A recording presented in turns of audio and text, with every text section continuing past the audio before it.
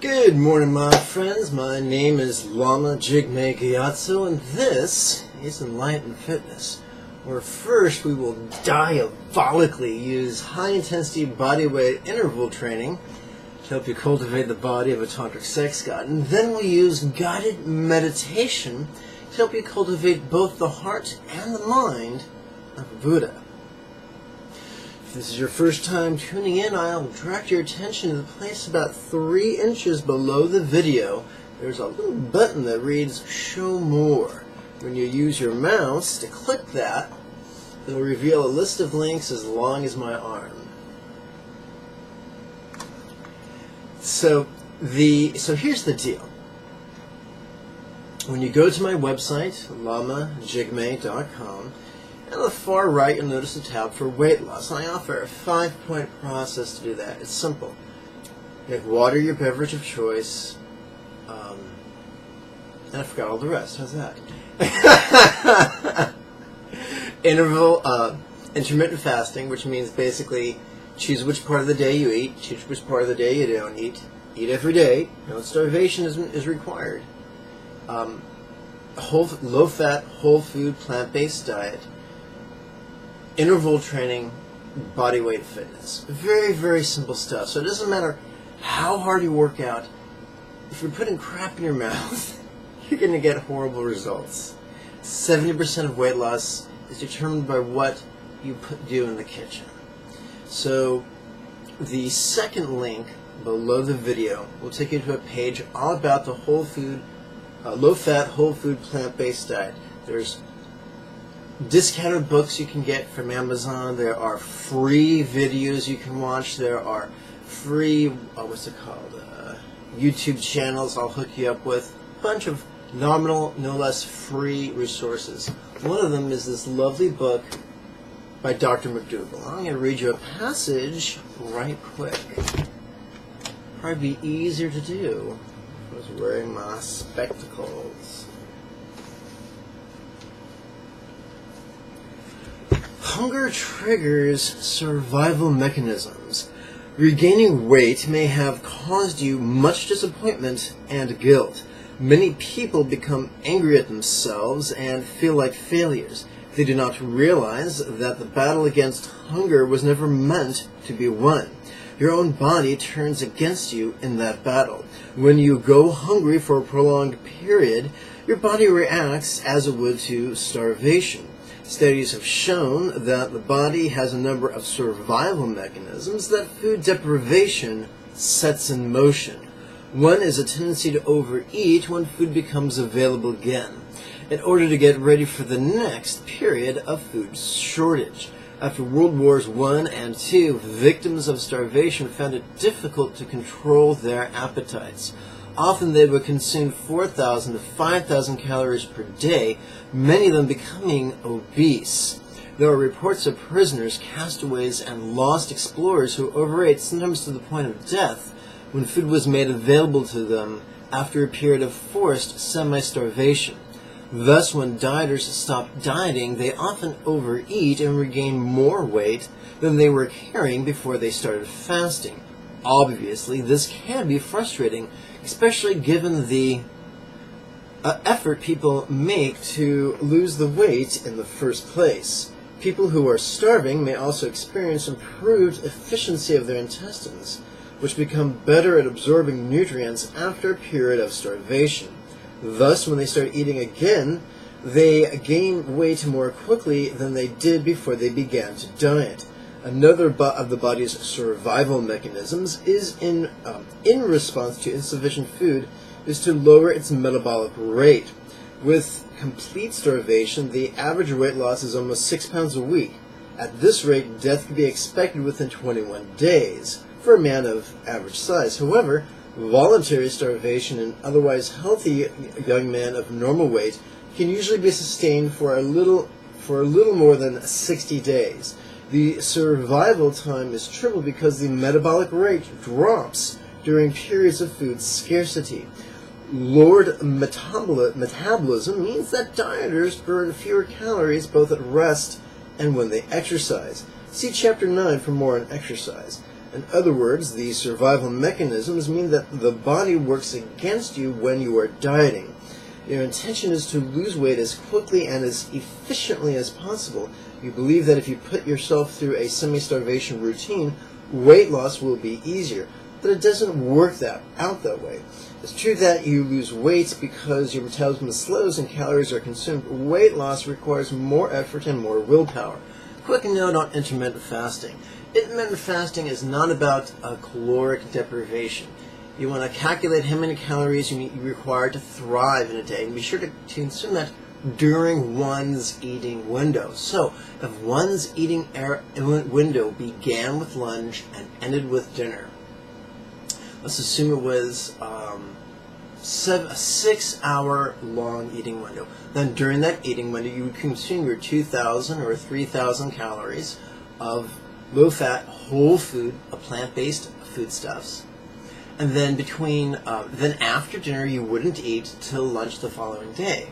The idea is that it would give you approximately 16 to 20 hours to digest your meal and prime your hormones for weight loss. You would also want to do your daily workout in the morning without food in your stomach. According to the proponents of intermittent fasting. Intermittent fasting is great for people who... There's two different people who do intermittent fasting. Those who are very overweight and they want to lose weight rapidly, and those who are already in great shape and want to be in even greater shape.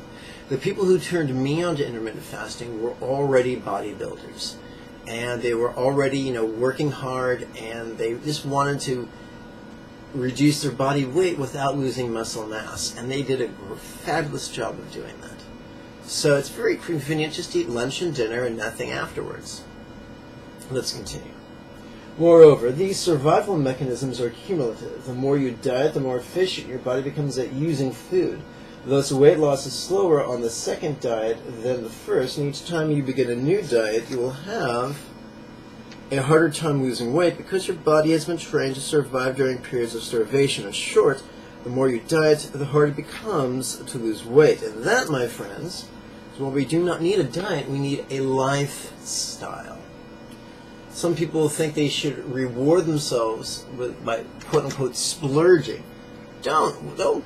How is poisoning your body with foods it wasn't designed to thrive on a reward? Don't do that. If you want to reward yourself, get some really good organic produce. That's good stuff. Okay, enough of that. Let's start in with today's workout. The first link you'll notice below the video will take you to a page on my website where all the Enlightened fitness videos have been organized. First, organized in boxes by length of workout. Within each box, they're then further organized by length of guided meditation. So, choose a workout that's appropriate for your fitness level. You'll notice there's a bunch of links for videos that are exercise specific. So, you can use the links to learn how to do the exact exercises I'm doing, easier versions, or more challenging versions. Let's jump right in. There's also links to help you learn how to do the Indian style warm-up we're about to perform.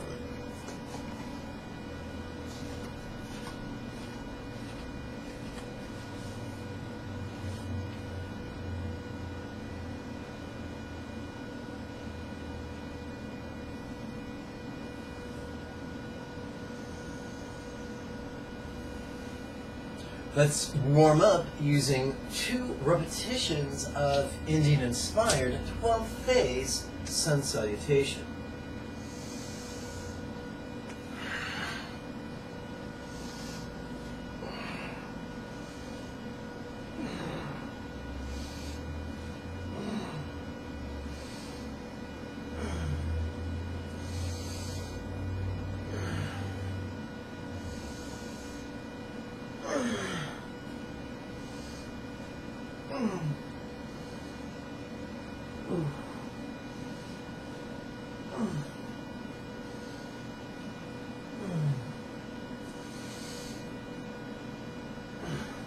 Okay, we've broken the sweat, we're breathing a little deeper, and now we are warmed up.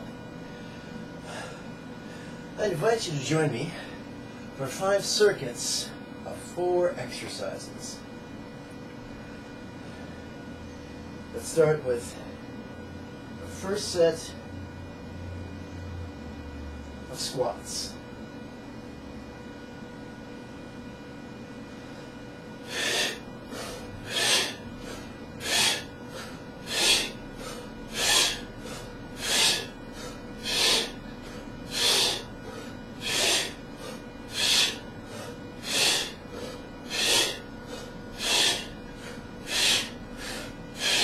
Woof. Okay. Let's do our first set of presses. This will be tent presses. Tuck the hands and the elbows in.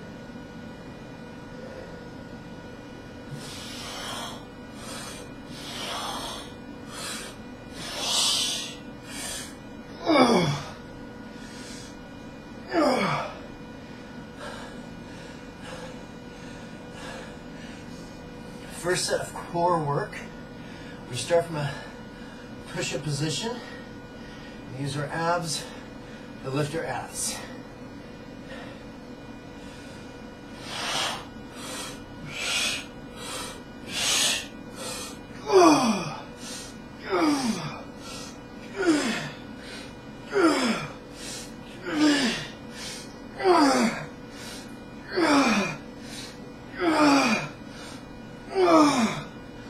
Okay.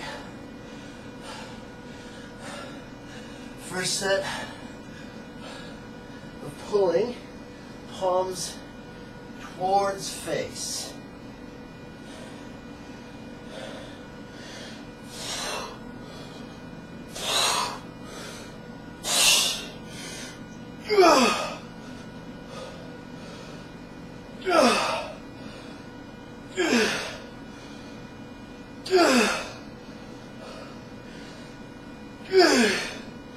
Remember, if you don't have this apparatus, use the pulling link. It'll give you other ideas. Second circuit.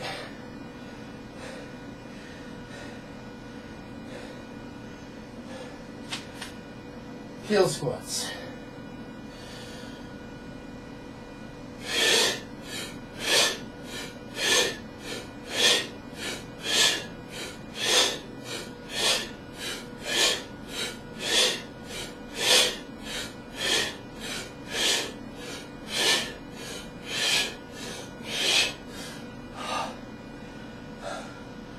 Okay.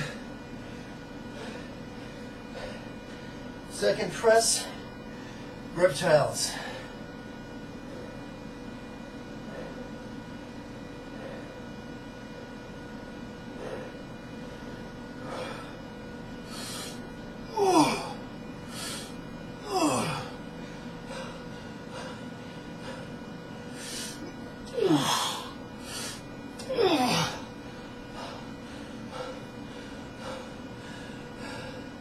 Okay, starting core, push-up position, twist your hips to the left.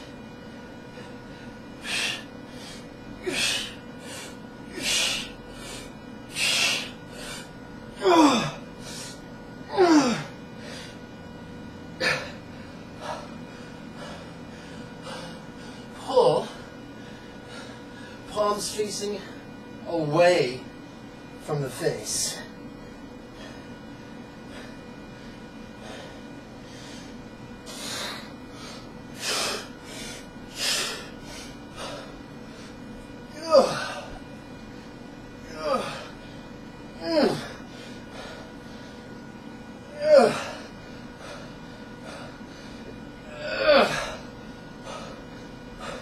Welcome to the third circuit.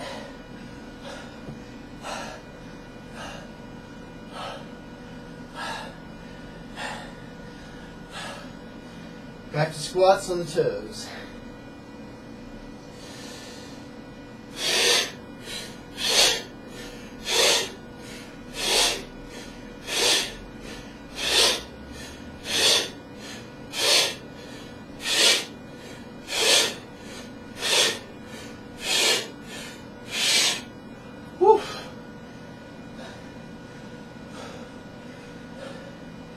tense presses.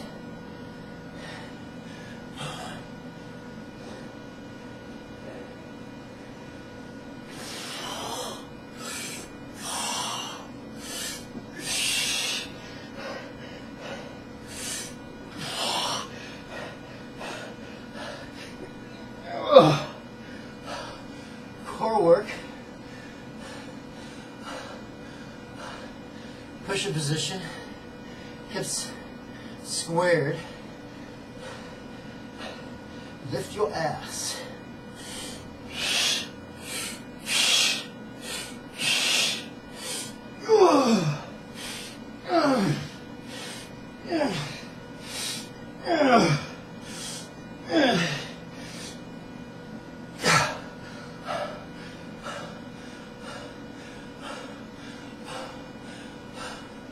Third set of pulls, chinning.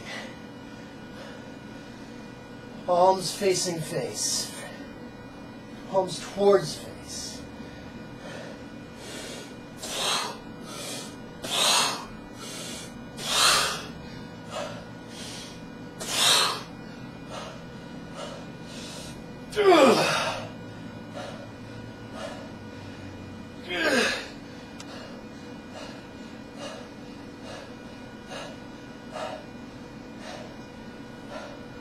Fourth circuit, heel squats,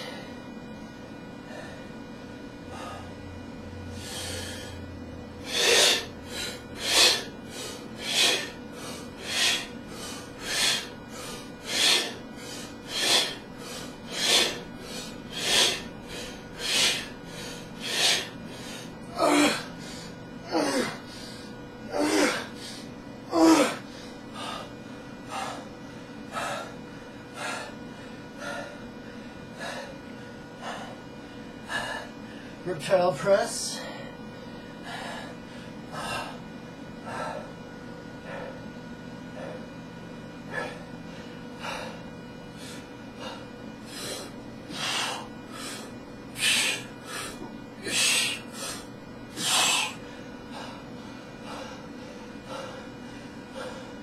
okay, core,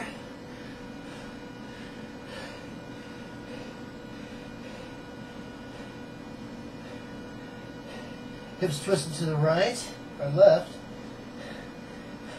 Lift your ass.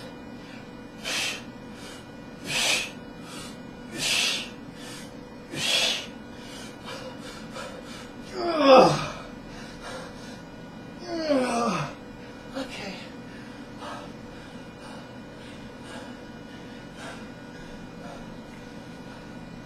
For this set of pulls, I'm going back to the door straps, which you can order on Amazon.com through the website for less than $25.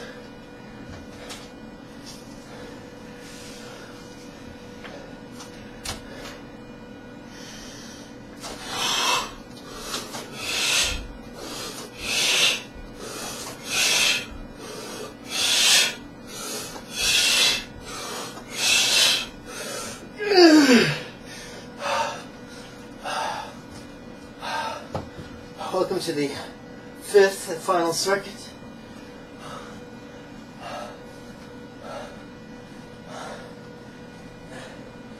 Toe squats.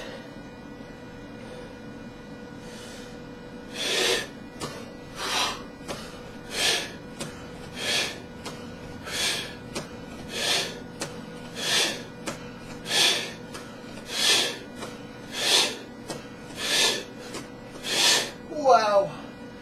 Okay. Tense press.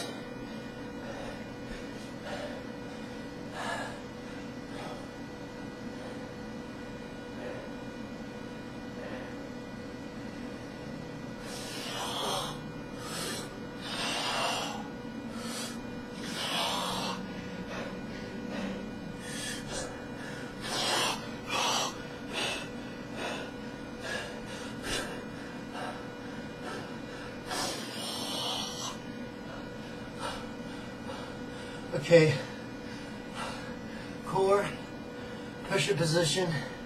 Square the hips. Lift that ass.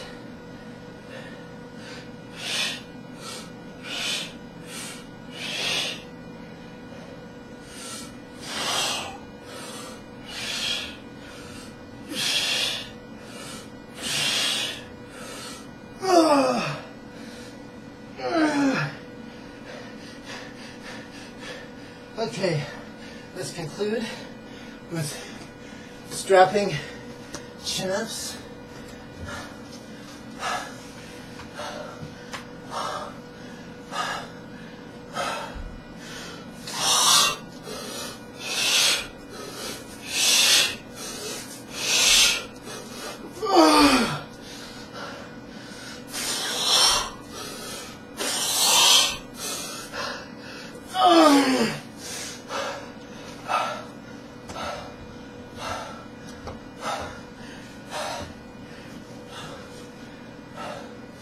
That concludes this morning's high-intensity bodyweight interval training.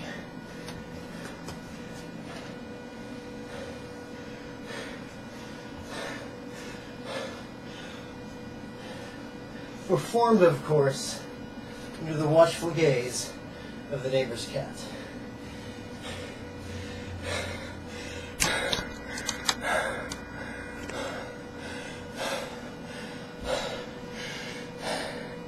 We can't do a 6-minute guided meditation this morning.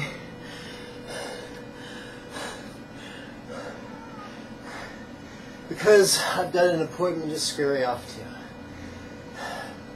Water, beverage of choice. So you want to be out of breath and schwitzy.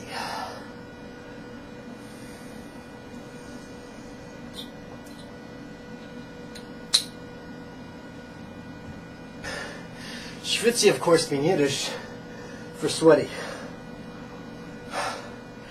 I remember when I first met Reverend Allen. He said to me, "I'm so disappointed. You're Jewish. I thought you'd be Asian." He then continued, "I already know enough Jews."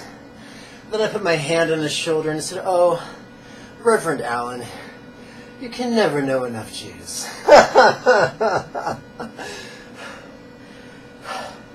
So there's a link to tell you how to sit comfortably, and there's a link to tell you how to count the creases on your fingers.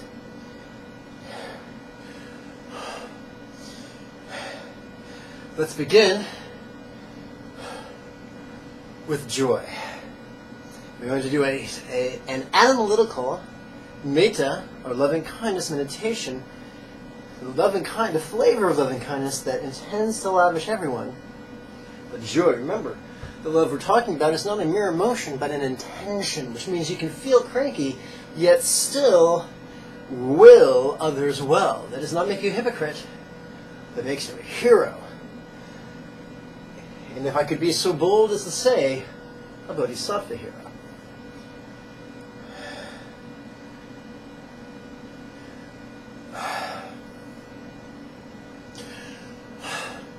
As always, this is a reading meditation. It's not our job to imagine anything. We're going to ask rhetorical questions on the in-breath, relax on the out-breath. Let's begin with this. How joy good? Releasing. Breathe deeply.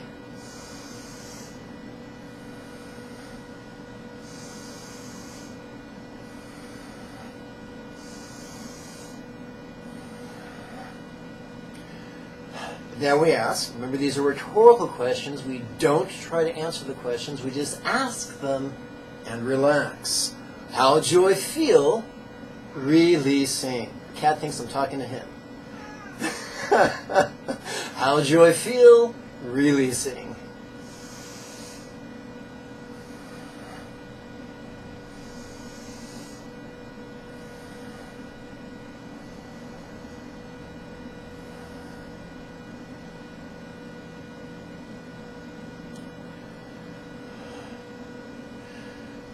When we want something good for ourselves, and just ourselves, that pulling energy is called greed. If we keep that same pulling energy, but increase its object to others, and all others, and everyone else, then that greed transforms into universal love. That's what we're going to do right now. We're going to capture the momentum of our selfishness and harness it to the plow of universal love. So we begin with ourselves. As Al Pacino said in Devil's Advocate, the sweet love of self, Kevin, it's a natural aphrodisiac. Love that movie.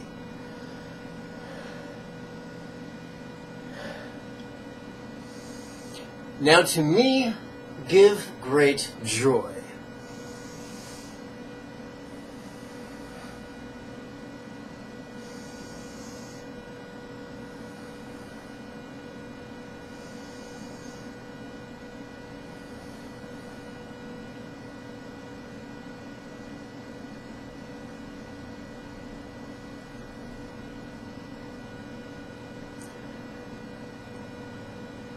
Why give joy? Releasing. Remember, these questions are rhetorical.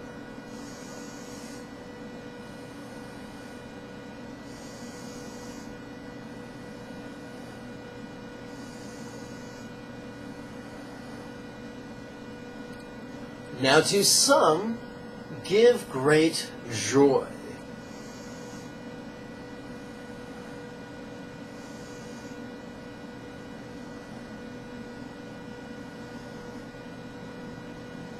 Just as we just trained our aerobic capacity and our muscular strength, we're now training the will portion of our mind. We're training our volition to intend to give others the exact things we want for ourselves. When we get so good at the training, when we have mastered it to such a degree that we're able to perform it spontaneously, habitually, easily, and effectively, then we have accomplished the enlightenment that Buddha offers us. Let's continue. How are all more than me?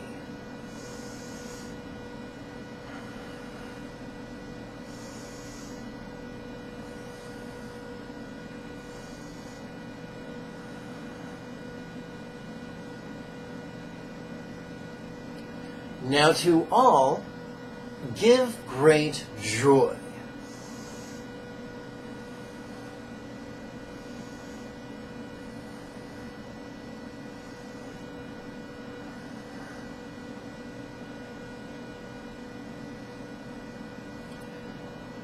How could each be kind mom? These contemplations are a bit puzzling. Then go back and watch a previous guided meditation where these exercises were introduced and explained. How could each be kind mom?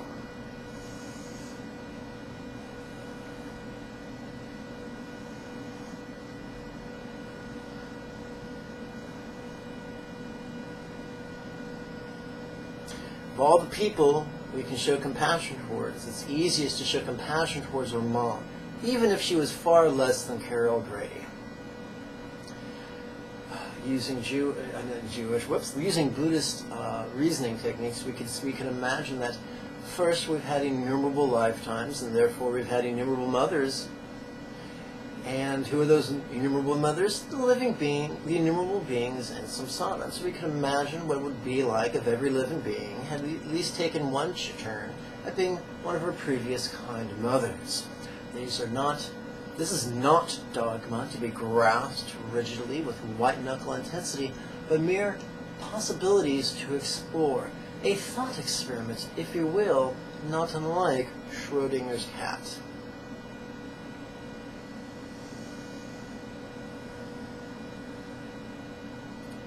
Give to each, now to each, give great joy.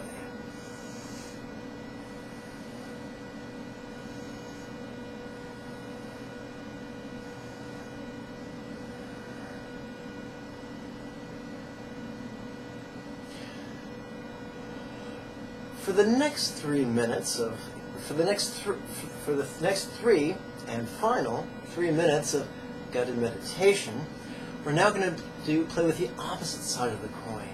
Buddhism could be summarized as the essence of the mastery of love and letting go. Now we're going to play with the idea of letting go.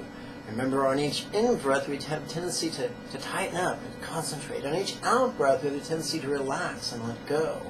So it's by harnessing the natural propensities that are already hardwired into our bodies that we can become far greater than we were just a few minutes ago. How cool is that?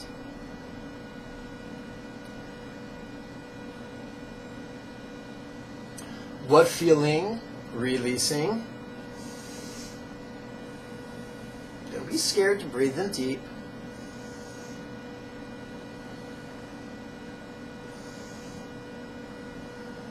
What hearing?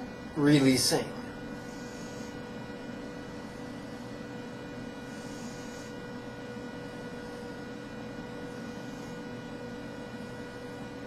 What seeing? Yes, even though your eyes are closed. What seeing? Releasing.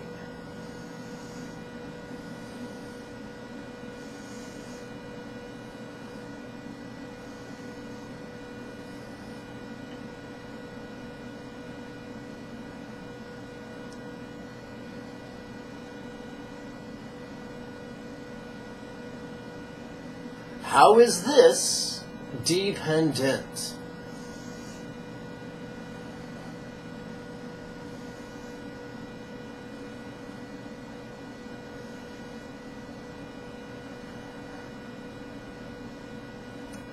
How could this always change?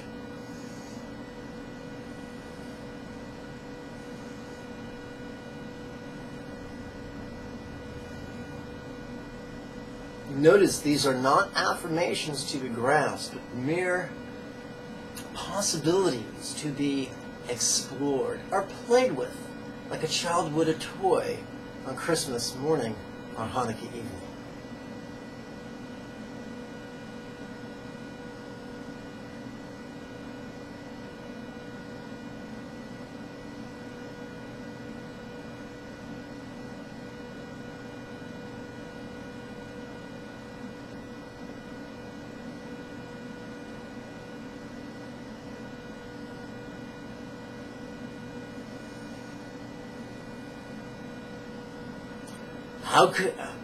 How could this not be me?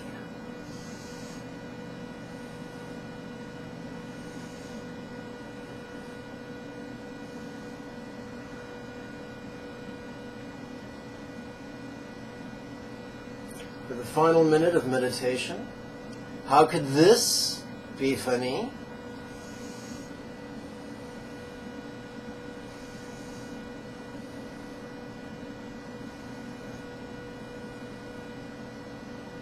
Grin with lips, releasing.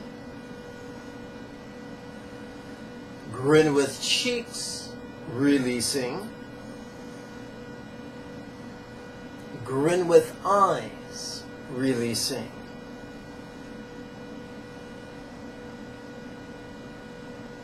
Noticing, relaxing.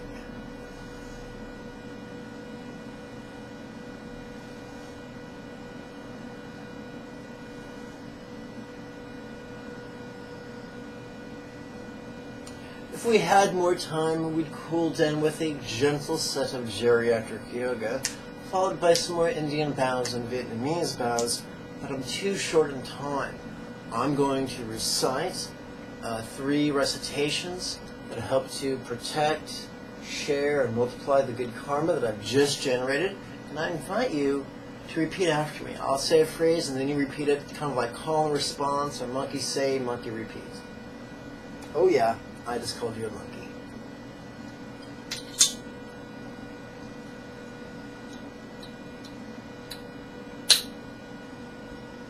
Oh.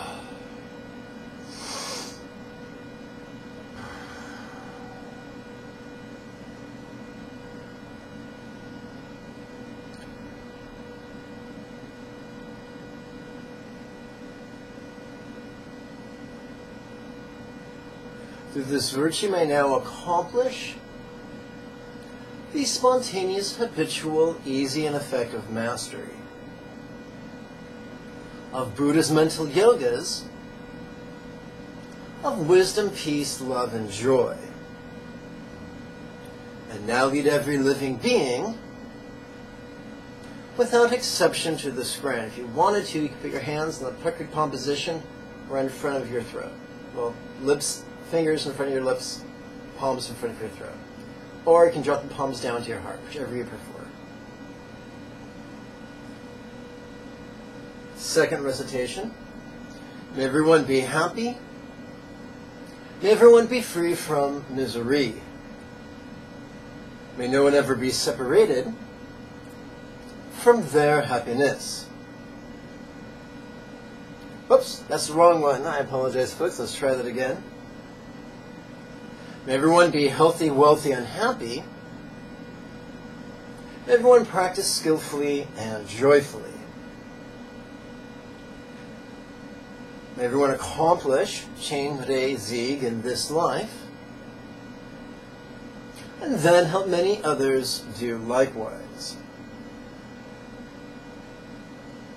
For truly that is the meaning of life. Om Mani Padme Hum. Third and final recitation.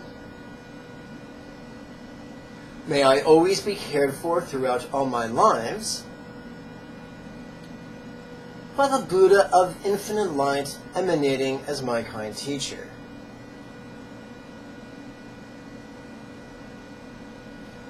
Oops, I've lost my place. May I always be cared for throughout my lives by the infinite light emanating as my kind teacher.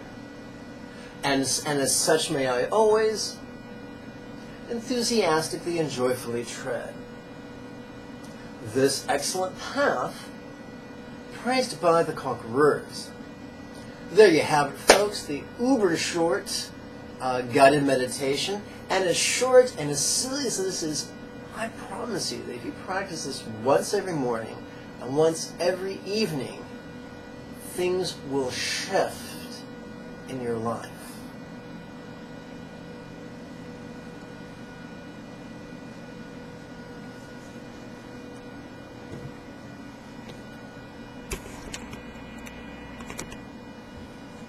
My friends, I thank you for your time and your kind attention.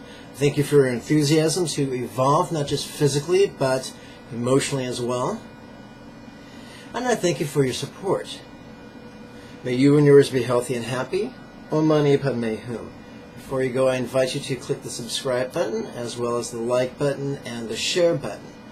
At the very end of this tape, I invite you to find the big YouTube button up here. Give that a click. It'll take you to your homepage. On the left, if you scroll down, you'll find a tab that reads Manage Subscriptions. Click that, look up either Lama Jigme or Tantric Sex God 1. To the right, you'll see a box. Use your mouse to put a check in that box. That way, you'll receive a notification video the next time. You'll receive a notification email the next time I upload a video. Remember those links I told you about below the video? You could use one of those links to help keep this monk fed, which would be beautiful, but not mandatory. And number two, there's a link you could use to register for the next series of live weekly webinars. When does that webinar begin, or that series begin? Tuesday, the 2nd of July. I'll see you then. Bye-bye.